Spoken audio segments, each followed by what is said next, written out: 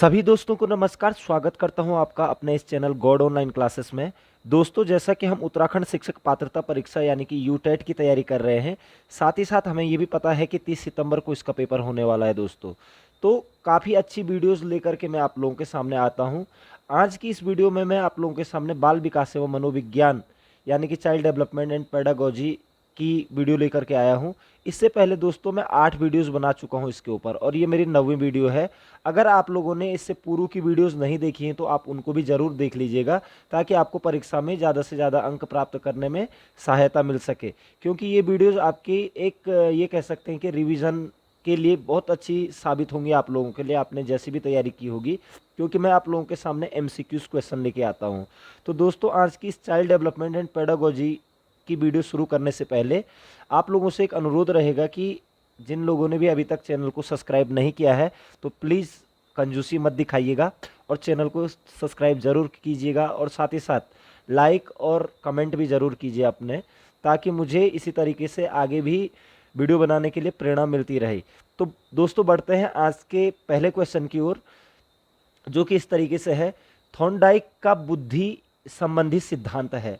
आपको थॉर्नडाइक का नाम, इतनी वीडियोस में मैं थॉर्नडाइक को लेके आ चुका हूं, लगभग इससे रिलेटेड जितने भी क्वेश्चन होते होंगे वो सारे क्वेश्चन आप लोगों के सामने डिस्कस कर चुका हूं पिछले 7-8 वीडियोस में। तो थॉर्नडाइक का जो बुद्धि संबंधी सिद्धांत है वो किस प्रकार का सिद्धांत है? एक तत्व सिद्धांत, द्वितत्व सिद्धांत, बहुतत्व सिद्धांत या त्रिआयामी सिद्धांत? तो देखिए दोस्तों, याद रखिएगा, थॉर्नडाइक का जो बुद्धि संबंधी सिद्धांत है वो बहुतत्व सिद्धांत पर आधारित है। यानी कि उन्होंने बुद्धि के बहुत सारे तत्व माने हैं। ठीक है, अभी तक 8 ज्ञात हैं, लेकिन उसके आगे भी बहुत सारे तत्व बुद्धि के उन्होंने माने हैं। अथवा जो थॉर्नडाइक का जो बुद्धि संबंधी सिद्धांत है वो बहुतत्व सिद्धांत के अंतर्गत आता है दोस्तों। याद रखेंगे पेपर से पूर्व, ठीक है, एग्जाम में आने वाला इंपॉर्टेंट क्वेश्चन है। तो थॉर्नडाइक का बुद्धि संबंधी सिद्धांत किस प्रकार का है? बहुतत्व सिद्धांत है। नेक्स्ट क्वेश्चन पे चलेंगे दोस्तों। गिलफोर्ड ने बुद्धि संबंधी मॉडल में कौन सा आयाम नहीं है? आपको पता होना चाहिए दोस्तों कि गिलफोर्ड ने बुद्धि संबंधी मॉडल के लिए त्रिआयाम यानी कि 3 आयाम दिए थे। ठीक है, और वो 3 आयाम क्या क्या थे? एक पहला था प्रक्रिया, दूसरा था आपका विषय वस्तु, ठीक है, विषय वस्तु, और तीसरा था उत्पाद। याद रखेंगे, ठीक है। तो जो गिलफोर्ड के त्रिआयामी बुद्धि संबंधी त्रिआयामी जो उसने क्या दिया था, मॉडल प्रस्तुत किया था गिलफोर्ड ने, उसमें ये 3 पद थे, 3 आयाम ये थे, प्रक्रिया, विषय और उत्पाद। ठीक है, तो यहाँ पर पूछा जा रहा है कौन नहीं था, तो यहाँ पर ऑप्शन वही आ रहे हैं, विशिष्ट तत्व, प्रक्रिया यानी कि जिसकी बात मैं कर चुका हूँ, या सक्रिया भी कहते हैं उसे, अंतर वस्तु या विषय वस्तु जिसकी बात मैं कर चुका हूँ, और परिणाम और उत्पाद जिसकी बात मैं कर चुका हूँ। यानी कि गिलफोर्ड की जो बुद्धि संबंधी मॉडल था उसमें विशिष्ट तत्व नहीं था। याद रखिए, विशिष्ट तत्व के ऊपर उसने बात नहीं की थी, और प्रक्रिया, अंतर्वस्तु यानी कि विषय वस्तु, और परिणाम, उत्पाद की बात की थी दोस्तों। तो ये चीज आप क्लियर याद रख लेंगे कि गिलफोर्ड का जो त्रिआयामी बुद्धि संबंधी मॉडल है वो यही है, प्रक्रिया, अंतर्वस्तु और परिणाम पर आधारित है दोस्तों। तो इसको आप क्लियर कर लेंगे, यहां पर से भी क्वेश्चन बन जाता है, इंपॉर्टेंट क्वेश्चन ये हो जाता है अपने आप में। नेक्स्ट क्वेश्चन पे चलेंगे दोस्तों। स्वप्रत्यय के निर्माण में सहायक है। स्वप्रत्यय, स्वप्रत्यय, आपको स्वप्रत्यय का संबंध जानना चाहिए दोस्तों। स्वप्रत्यय का मतलब ये होता है कि हम अपने आप को कितना समझते हैं। ठीक है, तो हम अपने आप को कितना समझते हैं, इसके लिए क्या सहायक है, हम अपने आप के बारे में कितना जान पाएंगे, ये हमें कौन बता पाएगा? तो क्या ये स्वास्थ्य बता पाएगा, या अभिक्षमता बता पाएगी, या बुद्धि बता पाएगी, या अभिप्रेरणा बता पाएगी? तो स्वप्रत्यय के निर्माण में सहायक होती है दोस्तों, याद रखना हमेशा बुद्धि। बुद्धि से ही हमें पता लगता है कि हम अपने बारे में कितना समझ पाते हैं। तो स्वप्रत्यय के निर्माण में कौन सहायक है? तो आप कहेंगे बुद्धि है। तो इंपॉर्टेंट क्वेश्चन बन जाता है ये भी आज का, इसलिए दोस्तों माइंड में रख लीजिएगा। और चैनल को प्लीज़ सब्सक्राइब अगर नहीं किया है तो प्लीज़ कर लीजिएगा, मुझे अच्छा लगेगा दोस्तों, और लाइक ज़रूर कीजिएगा आप। नेक्स्ट क्वेश्चन पे चलते हैं दोस्तों। गिलफोर्ड ने बुद्धि संबंधी सिद्धांत दिया, अभी मैंने बात करी थी आपके सामने, ठीक है, 3 आयाम दिए थे उसने, तो इट मीन्स इसका मतलब क्या हो जाएगा, त्रिआयामी सिद्धांत दिया। तो यहाँ पर गिलफोर्ड की बुद्धि संबंधी सिद्धांत दिया, बहुतत्व सिद्धांत, त्रिआयामी सिद्धांत, एक तत्व सिद्धांत या तत्व सिद्धांत। तो आपको पता होना चाहिए कि त्रिआयामी सिद्धांत गिलफोर्ड ने बुद्धि संबंधी सिद्धांतों में दिए थे, त्रिआयामी सिद्धांत गिलफोर्ड के हैं। ठीक है, नेक्स्ट क्वेश्चन पे चलेंगे दोस्तों। निम्न में से गिलफोर्ड ने कौन कौन से बुद्धि के सिद्धांत का प्रतिपादन किया?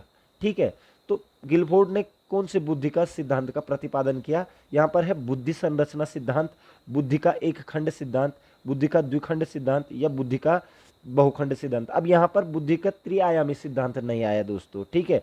तो जो बुद्धि के जो 3 आयाम दिए थे और गिलफोर्ड का जो बुद्धि संबंधी सिद्धांत कहलाता है दोस्तों, वो कहलाता है बुद्धि संरचना सिद्धांत। बुद्धि संरचना सिद्धांत गिलफोर्ड ने दिया था और उसने इस बुद्धि संरचना सिद्धांत के अंतर्गत बुद्धि के 3 आयाम बताए थे, जिसके ऊपर मैं आपके सामने चर्चा कर चुका हूं, प्रक्रिया, विषय वस्तु और उत्पाद। ठीक है, तो ये 3 आयाम दिए थे और ये 3 आयाम किसके अंतर्गत आते हैं? गिलफोर्ड के बुद्धि संरचना सिद्धांत के अंतर्गत आते हैं। तो अगर क्वेश्चन आता है कि बुद्धि संरचना सिद्धांत किसने दिया है, तो आप कहेंगे गिलफोर्ड ने दिया है। या गिलफोर्ड ने कौन सा सिद्धांत प्रतिपादित किया? तो बुद्धि संरचना सिद्धांत प्रतिपादित किया। या फिर बुद्धि संरचना सिद्धांत नहीं आता है तो त्रिआयामी सिद्धांत किसने दिया? तो गिलफोर्ड ने दिया। तो इंपॉर्टेंट क्वेश्चन बन जाता है दोस्तों, कहीं से भी कान पकड़ सकता है वो क्वेश्चन का। ठीक है, तो आप लोगों को थोड़ा से धैर्य रखते हुए क्वेश्चन को करने हैं वहां पर। नेक्स्ट क्वेश्चन पे चलेंगे दोस्तों। अवधारणाओं का विकास मुख्य रूप से संबंधित है। अवधारणाओं का विकास मुख्य रूप से किससे संबंधित होता है? यहां पर ऑप्शन है बौद्धिक विकास से, सामाजिक विकास से, शारीरिक विकास से, या इनमें से कोई नहीं। तो दोस्तों अवधारणाएं हमारे मन में उत्पन्न होती हैं। ठीक है, तो अवधारणाएं यानी कि मानसिक या बौद्धिक रूप से ही चलेंगी। मानसिक का मतलब जो मनोस्थिति के आधार पर होती है, तो मानसिक यहाँ पर ऑप्शन है नहीं। तो अवधारणाओं का विकास मुख्य रूप से संबंधित होता है बौद्धिक विकास से, याद रखेंगे। अवधारणाओं का विकास किससे संबंधित होगा? बौद्धिक विकास से। इंपॉर्टेंट क्वेश्चन बन जाता है दोस्तों ये भी। ठीक है, नेक्स्ट क्वेश्चन पे चलेंगे। मानसिक रूप से विकलांग से निम्नलिखित में से कौन सा संबंधित नहीं है? ठीक है, मानसिक रूप से जो दिव्यांग या विकलांग होते हैं, वो यहाँ पर मानसिक शब्द दिया है दोस्तों। शारीरिक रूप से भी विकलांग होते हैं और मानसिक रूप से भी लोग विकलांग होते हैं। तो मानसिक रूप से विकलांग से निम्नलिखित में से कौन संबंधित नहीं है? तो ये चीज आप लोगों को थोड़ा माइंड करनी होती है वहां पर। देखिए, मानसिक रूप से जो विकलांग होगा वो जड़ बुद्धि होगा, बिल्कुल होगा, जड़ बुद्धि होगा वो मानसिक, अगर मानसिक रूप से विकलांग है। मूड ये भी होगा। असामाजिक कार्य, असामाजिक कार्य कोई भी कर सकता है दोस्तों, ठीक है ना। और अल्प बुद्धि, यानी कि जड़ बुद्धि, मूड और अल्प बुद्धि होगा जो मानसिक रूप से विकलांग होगा। लेकिन कौन सा संबंधित नहीं है? तो असामाजिक कार्य करना मानसिक रूप से विकलांग की पहचान नहीं होती है दोस्तों। ठीक है, अगर वो शारीरिक रूप से ठीक ठाक है या मानसिक रूप से ठीक ठाक है, तब भी वो असामाजिक कार्य कर सकता है। वो डिपेंड करता है उसकी बुद्धि के ऊपर। ठीक है, तो मानसिक रूप से जो विकलांग होंगे वो जड़ बुद्धि और मूड और अल्प बुद्धि तरीके के होंगे। असामाजिक कार्यों का उनसे कोई संबंध भी नहीं होगा। ठीक है, हो भी सकता है और नहीं भी हो सकता है। ठीक है, तो नेक्स्ट क्वेश्चन पे चलेंगे दोस्तों। बुद्धिमत्ता का संबंध किससे है? तो बुद्धिमत्ता का संबंध किससे है? केंद्रीय चिंतन से, बहुआयामी चिंतन से, सृजनात्मकता से, या उपयुक्त सभी से। तो यहाँ पर बुद्धिमत्ता का संबंध केंद्रीय चिंतन सही है, बहुआयामी चिंतन सही है, सृजनात्मकता सही है, यानी कि उपयुक्त सभी वाले भी कई बार क्वेश्चन वहां पर आ जाते हैं दोस्तों। तो ये चीज आपको कंफर्म करनी है कि बुद्धिमत्ता का संबंध सभी चीजों से होता है, कि केंद्रीय चिंतन, बहुआयामी चिंतन और सृजनात्मकता। ठीक है, नेक्स्ट क्वेश्चन पे चलूंगा दोस्तों। अशाब्दिक, अशाब्दिक यानी कि अशाब्दिक जिसकी कोई भाषा नहीं होती है। ठीक है, शाब्दिक का मतलब जिसकी कोई भाषा होती है और अशाब्दिक का मतलब होता है जिसकी कोई भाषा नहीं होती है। अशाब्दिक बुद्धि परीक्षणों का प्रयोग किया जा सकता है। अशाब्दिक यानी कि जिनकी कोई भाषा नहीं होती है, उनकी बुद्धि उनके लिए, यानी कि जो बिना भाषा के बुद्धि परीक्षणों का प्रयोग कहाँ किया जा सकता है, या फिर अशाब्दिक बुद्धि परीक्षणों का प्रयोग कहाँ किया जा सकता है? सभी आयु वर्ग के व्यक्तियों के लिए? जी नहीं, क्योंकि सभी आयु के वर्ग के व्यक्तियों के लिए अलग अलग तरीके की क्या होती है, बुद्धि परीक्षणों को किया जाता है। अशिक्षित वर्ग के लिए, अशिक्षित वर्ग के लिए अगर अशिक्षित है दोस्तों, ठीक है, तो क्या हो सकता है, वो उसको पढ़ना लिखना नहीं आता होगा, मे भी हो सकता है कि दूसरी भाषाओं का ज्ञान ना हो। ठीक है, तो अशाब्दिक जो बुद्धि परीक्षण होते हैं दोस्तों, वो अशिक्षित वर्ग के लिए ही होते हैं, याद रखेंगे। ठीक है, यहाँ पर है कि सिर्फ बच्चों के लिए नहीं, बच्चों को भाषा का ज्ञान होता है। शिक्षित और अशिक्षित दोनों प्रकार के व्यक्तियों के लिए तो ये भी नहीं होगा दोस्तों। तो अशाब्दिक बुद्धि परीक्षणों का प्रयोग कहाँ पर किया जाता है? याद रखना, अशिक्षित वर्ग के लिए, याद रखिएगा, अशिक्षित वर्ग के लिए अशाब्दिक बुद्धि परीक्षणों का प्रयोग किया जाता है। नेक्स्ट क्वेश्चन पे चलेंगे दोस्तों। अधिकांश व्यक्तियों की बुद्धि औसत होती है, बहुत कम लोग प्रतिभा संपन्न होते हैं और बहुत कम व्यक्ति मंद बुद्धि के होते हैं। यह कथन किस प्रतिस्थापित सिद्धांत पर है?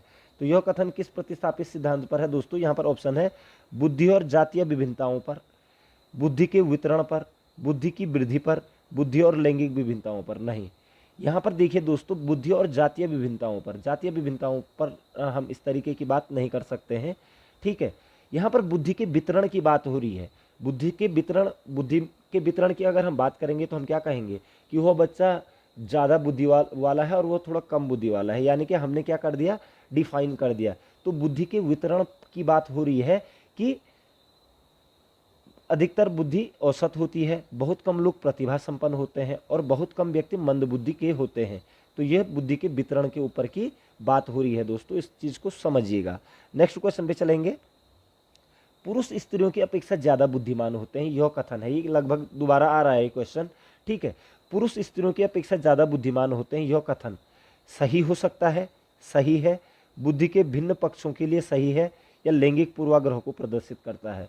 ठीक है, नहीं दोस्तों, याद रखिएगा, बुद्धि का जेंडर से कोई संबंध नहीं होता है, यानी कि बुद्धि का लिंग से कोई भी संबंध नहीं होता है। इसलिए अगर जो कोई भी ये सोचता है कि पुरुष स्त्रियों की अपेक्षा ज़्यादा बुद्धिमान होते हैं, इट मीन्स वो लैंगिक पूर्वाग्रह से प्रदर्शित रहता है। ठीक है, तो इसका आंसर हो जाएगा कि लैंगिक पूर्वाग्रह को प्रदर्शित करना।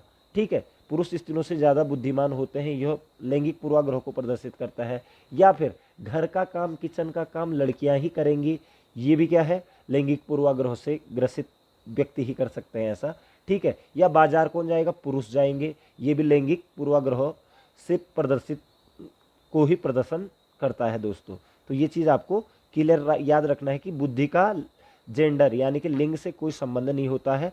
ठीक है, तो लैंगिक पूर्वाग्रह आ जाएगा यहाँ पर। नेक्स्ट क्वेश्चन पे चलेंगे दोस्तों। निम्नलिखित में से कौन सा कथन सत्य है? लड़के अधिक बुद्धिमान होते हैं, लड़कियां अधिक बुद्धिमान होती है, बुद्धि का लिंग के साथ कोई संबंध नहीं है, सामान्यतः लड़के लड़कियों से अधिक बुद्धिमान होते हैं। तो देखिए यहाँ पर ये दो तीन चीज़ें लैंगिक पूर्वाग्रह से ग्रसित हो रही है। ठीक है, तो यहाँ पर मैंने जो कहा कि कौन सा कथन सत्य है, तो बुद्धि का लिंग से कोई भी संबंध नहीं होता है। नेक्स्ट क्वेश्चन पे चलेंगे दोस्तों। संवेगों पर नियंत्रण पाने के लिए बालकों को अभ्यास कराना चाहिए। तो संवेग जो होते हैं, संवेगों को नियंत्रण पाने के लिए बालकों को किस चीज़ का अभ्यास कराना चाहिए? आत्मचेतना का, आत्म प्रेरणा का, आत्मनियंत्रण का, या आत्मानुभूति का? ठीक है दोस्तों, आत्मानुभूति अगर बच्चे को हो जाएगी तो वो अपने संवेगों पर क्या कर लेगा, आत्मानुभूति अगर हो जाती है, ठीक है, तो वो अपने संवेगों पर क्या करेगा, नियंत्रण कर लेगा दोस्तों। ठीक है, तो संवेगों पर नियंत्रण के लिए आत्मानुभूति का होना, आत्मानुभूति का अभ्यास कराना बहुत जरूरी होता है दोस्तों। ठीक है, नेक्स्ट क्वेश्चन पे चलेंगे। निम्न में से काल्पनिक खेल केंद्रण किस अवस्था में होता है? तो काल्पनिक खेल किस अवस्था में करते होंगे, यानी कि बच्चे करते हैं, और लगभग आप देखते होंगे कि जब एक छोटी सी गुड़िया को लेकर के हम आते हैं एक बच्चे के लिए, और बच्चा वही होता है 2 से लगभग 6 साल तक के बच्चों को हम गुड़िया का खेल खिलाते हैं। ठीक है, तो उस गुड़िया को कभी रानी बना लेती है, यानी कि काल्पनिक खेल खेल रही है उसके साथ, कभी उसको अपनी बेटी बना लेती है, वो एक कल्पना करती है। ठीक है, तो काल्पनिक खेल केंद्रण की कौन सी अवस्था में होता है? तो यहाँ पर है पूर्व संक्रियात्मक अवस्था, संवेदी गामक अवस्था, मूर्त संक्रियात्मक अवस्था, या औपचारिक संक्रियात्मक अवस्था। ठीक है, तो आपको पता है कि जो पूर्व संक्रियात्मक अवस्था होती है वो 2 से 6 वर्ष तक का होता है। संवेदी गामक जो अवस्था होती है वो 0 से 2 वर्ष तक होती है। और मूर्त संक्रियात्मक अवस्था कब होती है दोस्तों? 11 साल से ऊपर होती है। और औपचारिक संक्रियात्मक अवस्था होती है 7 से 12 साल तक। ठीक है, तो 11 साल से ऊपर मूर्त संक्रियात्मक होती है। यहाँ पर 2 से 6 साल की अवस्था में, यानी कि जो बाल्यावस्था होती है, उस समय क्या होता है, काल्पनिक खेल बच्चे ज़्यादा खेलते हैं। ठीक है, तो पूर्व संक्रियात्मक अवस्था इसका क्या हो जाएगा, आंसर हो जाएगा। आपने प्याजे को, मैंने इससे पूर्व प्याजे के ऊपर स्पेसिफिक वीडियोस बनाई हुई हैं जिसमें क्वेश्चनों पे ही डिस्कस किया था, तो वहाँ पर भी आप इस चीज़ को क्लियर कर सकते हैं। ठीक है, तो पूर्व संक्रियात्मक अवस्था में ही काल्पनिक खेल केंद्रण की अवस्था होती है दोस्तों। नेक्स्ट क्वेश्चन पे चलते हैं दोस्तों। पूर्ण विकसित मस्तिष्क का भार लगभग कितने ग्राम माना गया? ठीक है, जो पूर्ण विकसित जो मस्तिष्क होता है उसका भार कितना है? 1100 से 1200, 1200 से 1400, 1500 से 1600, 1400 से 1500 ग्राम, ये ग्राम में है। ठीक है, तो दोस्तों आप इसका आंसर सीधा याद कर लीजिएगा कि जो पूर्ण विकसित मस्तिष्क होता है उसका भार लगभग 1200 से 1400 ग्राम के बीच में होता है। 1200 से 1400 ग्राम के बीच में होता है पूर्ण विकसित मस्तिष्क का भार। ठीक है, नेक्स्ट क्वेश्चन पे चलेंगे दोस्तों। घोड़े की तस्वीर एक प्रकार का प्रतीकात्मक उद्दीपक है, दृश्य उद्दीपक है, जंतु की तस्वीर है, काल्पनिक उद्दीपक है। ठीक है, अब जंतु की तस्वीर तो इस चीज को तो हटा ही दीजिए, क्योंकि घोड़े की तस्वीर को अगर हम दे रहे हैं अधिगम में ही कर रहे होंगे, तो जंतु की तस्वीर तो खैर है ही वो एक, ठीक है ना, लेकिन इसका अप्रोप्रिएशन नहीं बैठता है क्वेश्चन में। तो घोड़े की जो तस्वीर है और एक प्रकार का क्या है वो, तो प्रतीक के रूप में हम उसको उद्दीपक बना सकते हैं, या दृश्य के रूप में, या काल्पनिक उद्दीपक। तो काल्पनिक उद्दीपक तो होगा नहीं, काल्पनिक उद्दीपक क्या होते हैं, किसी और चीज को दिखा करके उसकी कल्पना कर देते हैं। ठीक है, दृश्य उद्दीपक क्या होते हैं दोस्तों, दृश्य उद्दीपक ओरिजिनल चीज को, जैसे अगर हमने कहा कि दिल्ली का लाल किला, तो लाल किले की सैर कराई हमने, तो वो उनके लिए दृश्य उद्दीपक हो गया। लेकिन प्रतीकात्मक उद्दीपक के तौर पर हम हमेशा तस्वीर का क्या करते हैं, प्रयोग करते हैं, तस्वीर या उनके छोटे मॉडल का प्रयोग करते हैं प्रतीकात्मक उद्दीपक के लिए। तो घोड़े की तस्वीर एक प्रकार का क्या हो जाएगी, प्रतीकात्मक उद्दीपक हो जाएगी दोस्तों, याद रखेंगे आप लोग। ठीक है, नेक्स्ट क्वेश्चन पे चलेंगे दोस्तों। अधिगम के मुख्य नियम का प्रतिपादन किसने किया था। ये क्वेश्चन भी बहुत बार हो चुका है दोस्तों, ये समझा चुका हूं मैं कई बार। तो अधिगम के मुख्य नियम क्या है, आपको पता होना चाहिए। एक तो है आपका तत्परता का नियम, तत्परता का नियम, तत्परता। दूसरा है आपका अभ्यास का नियम, ठीक है, और तीसरा है आपका प्रभाव का नियम। ठीक है, ये 3 नियम है, अधिगम के मुख्य नियम है ये। ठीक है, तो अधिगम के मुख्य नियम के प्रतिपादन किसने किया था, तो आपको अब ये चीज से क्लियर हो जाएगा। तत्परता, अभ्यास और प्रभाव का नियम किसने दिया, तो यहाँ पर ऑप्शन है स्किनर, थॉर्नडाइक, जीन पियाजे या पावलो। तो अधिगम के मुख्य नियम यानी कि तत्परता, अभ्यास और प्रभाव का नियम दिया था थॉर्नडाइक ने, याद रखेंगे, थॉर्नडाइक ने। नेक्स्ट क्वेश्चन पे चलेंगे दोस्तों। निम्न में से कौन आंशिक पुनर्बलन की अपेक्षा अधिक प्रभावी होता है। आपको पता होना चाहिए दोस्तों, पुनर्बलन 2 प्रकार का होता है। एक होता है धनात्मक पुनर्बलन, धनात्मक, और एक होता है ऋणात्मक। ठीक है, ऋणात्मक, तो ऋणात्मक पुनर्बलन। ठीक है, अब ये जो धनात्मक पुनर्बलन होता है दोस्तों, इसमें क्या होता है, पुनर्बलन का मतलब ही क्या होता है कि जब हमें सीखने के लिए और अधिक क्या मिले, मतलब रेनफोर्स इसको इंग्लिश में बोलते हैं। ठीक है, कि सीखने के लिए हमें अधिक अवसर मिल रहे हैं। ठीक है, यानी कि करने के लिए ज़्यादा प्रेरित हो रहे हैं हम।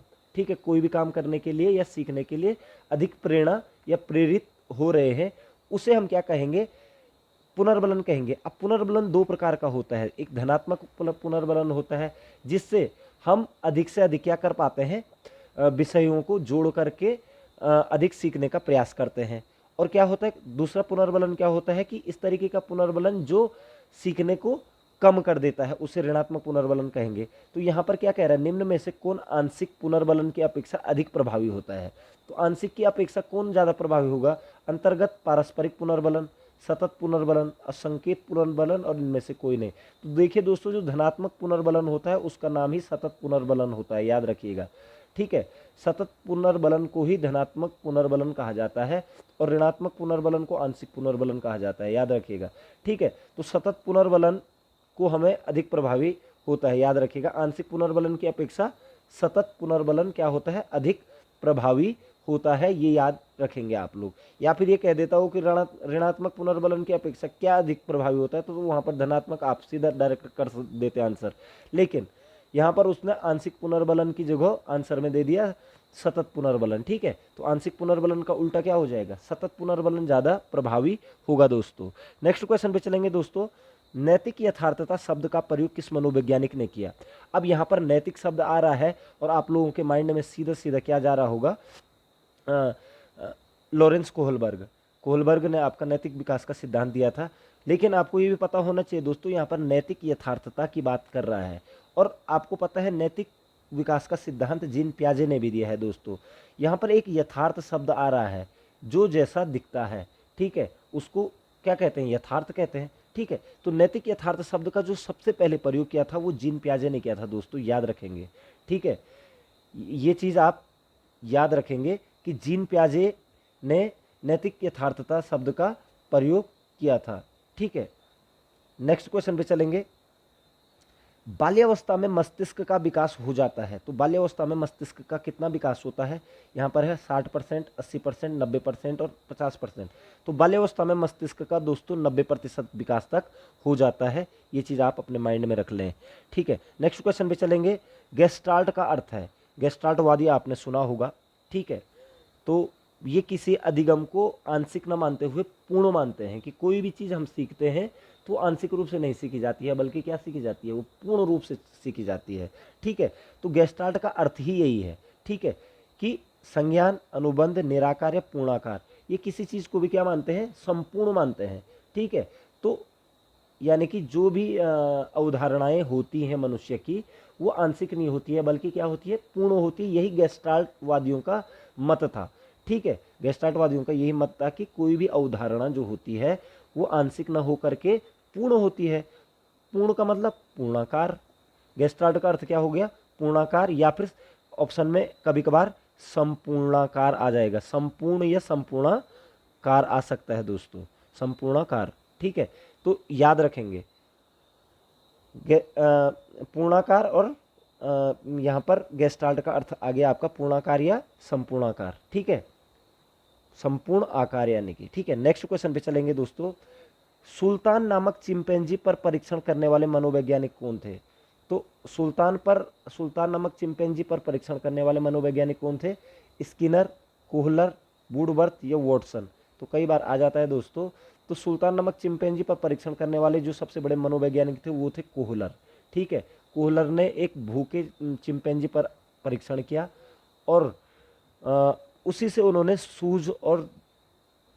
सूझ का सिद्धांत निकाला था उन्होंने दोस्तों, सूझ का सिद्धांत। ठीक है, अंतर्दृष्टि एवं सूझ का सिद्धांत है। ठीक है, तो ये सिद्धांत भी निकाला था। तो आप याद रखेंगे कि चिंपैंजी पर परीक्षण किसने किया था? सुल्तान उसका नाम था। ठीक है, सुल्तान नामक चिंपैंजी पर कोहलर ने क्या किया था? परीक्षण किया था दोस्तों। नेक्स्ट क्वेश्चन पे चलेंगे दोस्तों। बार बार दोहराने से अधिगम को बढ़ावा मिलता है, किस नियम से इसकी पुष्टि होती है? ठीक है, तो बार बार दोहराने से अधिगम को बढ़ावा मिलता है, तो किस नियम से इसकी पुष्टि होगी? अभ्यास का नियम, प्रयास का नियम, दोहराने का नियम या अनुकरण का नियम। ठीक है, तो दोस्तों बार बार दोहराने से अधिगम बढ़ेगा, और जब बार बार हम दोहराएंगे तो उसी चीज को हम क्या कहते हैं? अभ्यास कहते हैं दोस्तों। ठीक है, तो बार बार दोहराने की प्रक्रिया अभ्यास कहलाती है। तो अभ्यास से ही अधिगम बढ़ता है, तो बार बार दोहराने से अधिगम बढ़ता है। यह किस नियम की पुष्टि करेगा? अभ्यास के नियम की पुष्टि करेगा दोस्तों। नेक्स्ट क्वेश्चन पे चलेंगे। आदतें, ज्ञान और अभिवृत्तियों को अर्जित करने की प्रक्रिया ही सीखना है। आदतें, ज्ञान और अभिवृत्तियों की को अर्जित करने की प्रक्रिया ही सीखना है, यह कथन जिसका है वह है। ठीक है, तो आदतें, ज्ञान और अभिवृत्तियों को अर्जित करने की प्रक्रिया ही सीखना है, ये जो कथन है दोस्तों वो है क्रो एंड क्रो का। याद रखेंगे, सीधा आप याद रख लीजिए कि क्रो और क्रो ने कहा था कि आदतें, ज्ञान और अभिवृत्तियों को अर्जित करने की प्रक्रिया ही सीखना है, ये क्रो और क्रो ने कहा था। ठीक है, नेक्स्ट क्वेश्चन पे चलेंगे। गेस्टाल्टवाद के जन्मदाता कौन है? मैंने आपको अभी गेस्टाल्ट का अर्थ बताया था कि पूर्णाकार होता है, और गेस्टाल्ट जो होता है, जो उनका जो मानना है वो यही है कि वो ये मानते हैं कि अवधारणाएं क्या होती हैं? आंशिक न होकर के पूर्ण होती हैं किसी भी व्यक्ति के अंदर। ठीक है, तो गेस्टाल्टवाद के जो जनक थे वो कौन थे? तो गेस्टाल्टवाद के जो जनक है यहाँ पर ऑप्शन है स्किनर, बर्दाइमर, बिने या स्पिनोविच। तो गेस्टाल्टवाद के जो जनक थे दोस्तों वो थे बर्दाइमर। याद रखेंगे, बर्दाइमर को गेस्टाल्टवाद का जनक या जन्मदाता कहा जाता है। तो बर्दाइमर आप याद रखेंगे गेस्टाल्टवाद के। इसके अतिरिक्त दोस्तों गेस्टाल्टवाद में कोफा, ठीक है, कोफा भी एक मनोवैज्ञानिक थे जो गेस्टाल्टवाद को क्या करते थे? समर्थन करते थे। और कोहलर, ये तीन लोगों के नाम आप याद रख लीजिए। ठीक है, कोहलर, कोफा और बर्दाइमर। ठीक है, बर्दाइमर तो जन्मदाता थे और ये लोग इसको मानते थे गेस्टाल्टवाद को, कोहलर, ठीक है, और कोफा। ठीक है, नेक्स्ट क्वेश्चन पे चलेंगे दोस्तों। अधिगम सर्वोत्तम होगा जब वृद्धि होगी, अनुशासन होगा, अभिप्रेरणा होगी या अभिवृद्धि होगी। अधिगम तभी हो सकता है दोस्तों कि जब अभिप्रेरणा मिलेगी, यानी कि जब हमें अधिक से अधिक ज़्यादा प्रेरित किया जाएगा। ठीक है, हमारे सामने उद्दीपक आएंगे और हमें प्रेरणा मिलेगी, तो उसी से क्या होगा, अधिकतम मतलब अधिगम सर्वोत्तम प्रकार का होगा। तो अधिगम के लिए सबसे ज़्यादा अच्छी चीज़ क्या है, अभिप्रेरणा, याद रखेंगे। नेक्स्ट क्वेश्चन पे चलेंगे। साइकिल चलाने वाला स्कूटर चलाना शीघ्र ही सीख लेता है, यह है। ठीक है, तो साइकिल चलाने वाला स्कूटर चलाना शीघ्र ही सीख लेता है, यह क्या है, शून्य स्थानांतरण, लंबवत स्थानांतरण, ऋणात्मक स्थानांतरण और धनात्मक स्थानांतरण। ठीक है, यहाँ पर आपको एक चीज़ बता देता हूँ दोस्तों, जो धनात्मक स्थानांतरण होता है उसमें क्या होता है कि जैसे बच्चे को हिंदी आती है, जैसे ठीक है, बच्चे को हिंदी आती है, अब उसको हम हिंदी भाषा का व्याकरण पढ़ा रहे हैं, तो वो क्या करेगा, वो उसको थोड़ा जल्दी हिसाब से पकड़ लेगा। ठीक है ना, और पकड़ लेगा, इसके बाद उसको अगर हम संस्कृत व्याकरण पढ़ाते हैं तो उसमें भी क्या कर लेगा, उसको भी सीखने का प्रयास करेगा और सीख लेगा। तो ये एक प्रकार का क्या हो गया, उसको व्याकरण का कहीं ना कहीं ज्ञान था हिंदी के, और उसने उसको कोरिलेट करने की कोशिश की संस्कृत के साथ, तो वो सीख गया। इसी प्रकार से साइकिल का बैलेंस उसका बन रखा था। ठीक है, और वो उसके बाद इजीली क्या चलाना सीख जाता है, स्कूटर चलाना सीख जाता है। तो इसे ही धनात्मक स्थानांतरण कहते हैं दोस्तों, याद रखेंगे। ठीक है, तो साइकिल चलाने वाला स्कूटर चलाना शीघ्र ही सीख लेता है, ये धनात्मक स्थानांतरण के अंतर्गत आता है। सकारात्मक स्थानांतरण भी इसको कहा जाता है। ठीक है दोस्तों, नेक्स्ट क्वेश्चन पे चलेंगे। निम्न में से कौन सा कारण प्रशिक्षण के स्थानांतरण में मदद नहीं करता है? तो प्रशिक्षण के स्थानांतरण में मदद करने के लिए देखिए, इच्छा शक्ति, उचित वातावरण, परिपक्वता या थकान व थकावट। देखिए, इच्छा शक्ति अगर नहीं होगी तो प्रशिक्षण नहीं हो पाएगा। उचित वातावरण भी नहीं मिलेगा तो प्रशिक्षण स्थानांतरित नहीं हो पाएगा। परिपक्वता नहीं होगी, परीक्षण का स्थानांतरण नहीं हो पाएगा। ठीक है ना, यानी कि परीक्षण के स्थानांतरण के लिए ये तीनों ही चीज़ें आवश्यक हैं। ठीक है, लेकिन यहाँ पर कहा गया है कि कौन मदद नहीं करता है, तो थकान व थकावट मदद नहीं करेंगे प्रशिक्षण के स्थानांतरण के लिए। ठीक है ना, और ये चीज़ें मदद करती हैं दोस्तों। ठीक है, तो थकान व थकावट मदद नहीं करेंगी प्रशिक्षण के स्थानांतरण के लिए। नेक्स्ट क्वेश्चन पे चलेंगे दोस्तों। अधिगम से संबंधित मनोविज्ञान की विचारधाराओं एवं उनके प्रतिपादकों में कौन जोड़ा सही नहीं है? ठीक है, यहाँ पर व्यवहारवाद, तो व्यवहारवाद वॉटसन और गुथरी, ये बिल्कुल सही है दोस्तों। व्यवहारवाद के प्रतिपादक रहे हैं वॉटसन और गुथरी, ये बिल्कुल सही है। फैकल्टी मनोविज्ञान वुल्फ एवं रीड, ये भी बिल्कुल सही है। वुल्फ और रीड ने फैकल्टी मनोविज्ञान के ऊपर काम किया था। गेस्टाल्ट मनोवैज्ञानिक थॉर्नडाइक वो अन्य, बिल्कुल नहीं। गेस्टाल्ट बारदाइमर, कोहलर और कोफा का नाम मैंने आपको बताया था।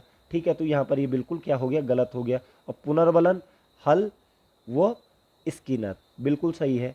तो ये बिल्कुल सही हो जाएगा। तो गेस्टाल्टवाद मनोविज्ञान गलत हो गया, इसीलिए इसको हम आंसर के रूप में वहाँ पर टिक करेंगे। ठीक है, ये जोड़ा आपका गलत हो गया।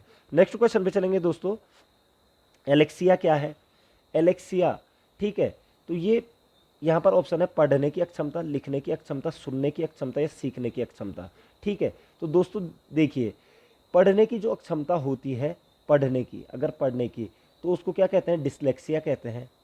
डिसलेक्सिया, ठीक है, डिसलेक्सिया। लिखने की अक्षमता को डिस्ग्रेफिया कहते हैं दोस्तों, डिस्ग्रेफिया। ठीक है, डिस्ग्रेफिया। उसके बाद सुनने की अक्षमता को क्या कहा जाता है दोस्तों? सुनने की हियरिंग इम्पेयरमेंट, हियरिंग इम्पेयरमेंट। और सीखने की अक्षमता को क्या कहा जाता है? एलेक्सिया। एलेक्सिया ही सीखने की अक्षमता होती है दोस्तों। तो इससे एलेक्सिया से क्लियर हो चुका है। यहाँ पर से एक क्वेश्चन जरूर आता है, इंपॉर्टेंट क्वेश्चन है दोस्तों, आप चाहो तो स्क्रीनशॉट भी ले सकते हैं इस चीज़ का।